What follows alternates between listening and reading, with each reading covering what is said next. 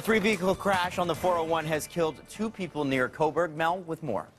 All right, Adam, we've been telling you about it all morning. Drivers, if you are heading out of the city, take in mind that the eastbound lanes, they remain closed off right now. We're going to take you to a live look at the scene. A tractor trailer, rather, this is not the live look. This is from the accident itself. A tractor trailer colliding with 2 vehicles happened around 10 last night and caused this massive fire. This crash shutting down the entire highway for several hours.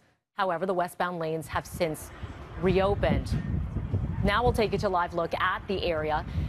And this is the aftermath. As you can see here, those eastbound lanes remain closed off from County Road 28 in Port Hope. So far, the OPP have not released the names of the deceased. This is pending notification of next of kin. It looks like it could take some time as they got to move this out of the way. So we'll let you know as soon as it does reopen. Well, cyclists in Toronto have a reason to celebrate. 3 new officers being brought in to crack down on drivers who park in bike lanes. Our Tammy Sutherland is with the team right now in an area that is notorious for bike lane hogs. Tammy. Yeah, that's right. We're here on Adelaide. We're just in between Bay and Victoria, and this is one of the hot spots for a lot of the parking enforcement officers who catch people parking in bike lanes. Even stopping for a second, that is a violation as well. And we have Kyle Ashley here. He's the parking enforcement officer who kind of got the ball rolling when it comes to this dedicated team of 3 bike officers who will be going around Monday to Friday doing this. And so right now it's all quiet, but there are certain times of day that are a little bit more hectic when it comes to violators. Tell us about that. That's right. So John Tory's initiative of keeping the rush hour clear has been the message for about 3 years now, and it's kept our rush hours, as you can see, relatively clear behind me.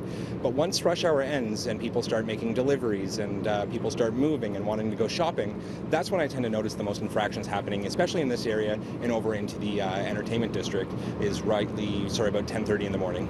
Right, so about 10:30. And again, your social media presence is kind of what started this as well. Tell us about why you wanted to begin that and started posting. Sure. So I noticed that there was a gap in the delivery of the service that the Toronto Police Service was providing to the public, and namely the community of the cyclists.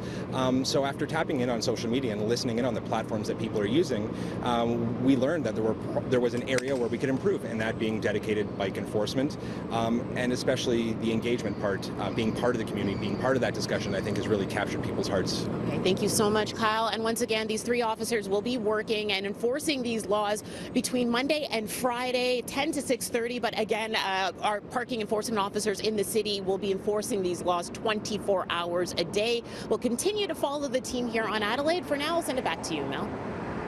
All right, thank you so much for that, Tammy. And still with the roads now, the OPP, of course, they're going to be out in full force ensuring that everyone drives safely. They're also holding a Move Over campaign because many drivers still don't get that message. So the Move Over law, what is it? Keeping first responders safe. It requires drivers to slow down, move over a lane if you can, whenever there is an emergency vehicle stopped at the side of the road. That includes tow trucks when those amber lights are flashing.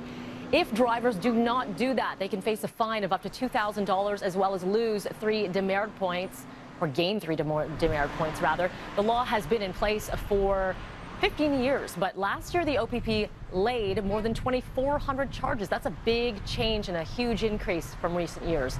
Coming up in about half an hour's time, we're going to be speaking live with OPP Sergeant Carrie Schmidt about this campaign as well as how to keep yourself safe on the roads this weekend.